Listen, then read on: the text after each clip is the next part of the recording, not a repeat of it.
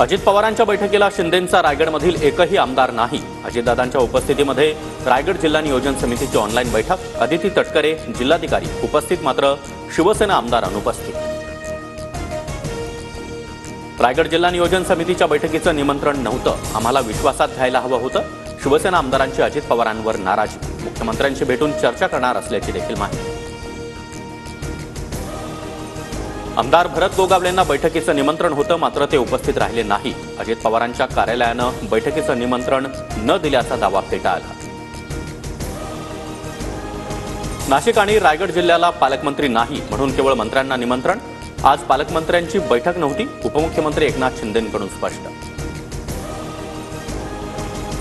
राज्य मंत्रिमंडळाच्या बैठकीला सुरुवात, योजनांसाठी अर्थसहाय्याचं सादरीकरण होणार। पालघर विक्रमगडमधील पाटबंधारे प्रकल्पाला मान्यता देणार। पालकमंत्रीपदासह सोयाबीन खरेदीचा तिढा देखील सुटणार का, याकडे लक्ष।